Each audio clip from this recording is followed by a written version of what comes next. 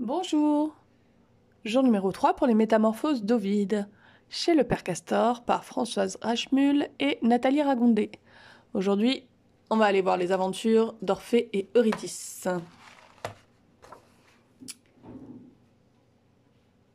Hyménée, le dieu du mariage, traversait le ciel pour se rendre en Thrace, un pays de montagne au nord de la Grèce. Il allait assister aux noces du poète Orphée avec Eurydice.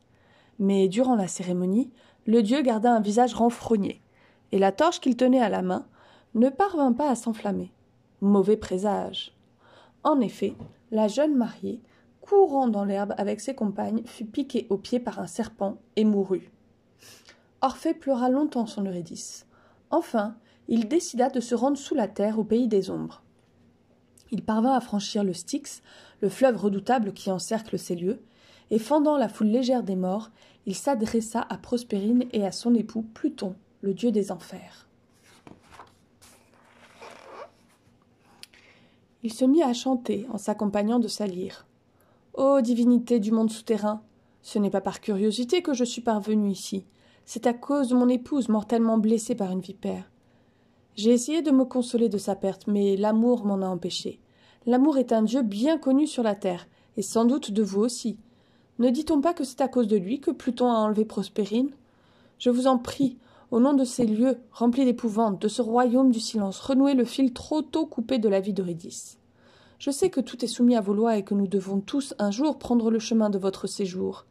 Elle aussi, quand elle aura vécu son compte d'années, vous reviendra. Mais laissez-moi auparavant profiter de sa présence. Si vous refusez, sachez que je ne repartirai pas.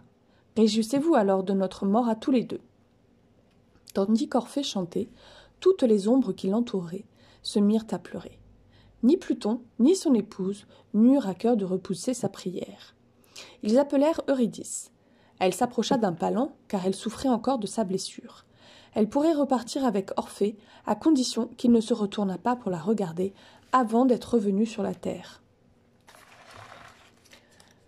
Les époux s'éloignèrent. Ils grimpèrent le long d'un sentier escarpé dans un silence absolu, dans une obscurité envahie par le brouillard. Comme ils allaient enfin arriver à la porte des enfers, Orphée, plein d'amour et pressé de revoir Eurydice, se retourna vers elle. Aussitôt, elle recula en lui tendant les bras, et essayant vainement de le saisir, mourant pour la seconde fois. Pourtant, elle n'adressa aucun reproche à son époux. Pouvait-elle se plaindre d'être trop aimée? Orphée demeura frappé de stupeur. Il essaya à nouveau de franchir le Styx, mais le passeur, Charon, l'en empêcha. Le poète demeura 7 jours entiers, assis sur la rive, se nourrissant de ses larmes. Enfin, il s'éloigna et se rendit en Thrace, au sommet d'une montagne battue par les vents. Il y vécut 3 ans, repoussant l'amour que lui offraient les femmes. Un jour, qu'Orphée s'était assis sur un plateau dépourvu d'ombre et commençait à faire vibrer les cordes de sa lyre, des arbres l'entendirent et accoururent. Telle était la puissance de la musique qu'elle avait attiré la forêt, et dans son ombre, Orphée préludait. Tout autour de lui se tenaient en silence, attentifs, des bêtes sauvages, des oiseaux et même des rochers. Et le poète entama son chant.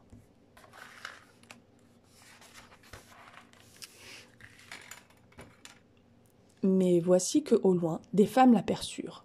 C'étaient les Ménades, les suivantes de Bacchus. Loin du dieu qu'elles servaient, elles allaient en groupe, échevelées, vêtues de peaux de bêtes, hurlant et tapant des mains, au son des tambourins et de la double flûte. Chacune tenait le thyrse, un bâton surmonté d'une pomme de pin. « Le voilà !» cria l'une d'elles. « Le voilà, celui qui méprise les femmes !» Et elle jeta son thyrse comme une lance sur la bouche du poète, toutefois sans le blesser.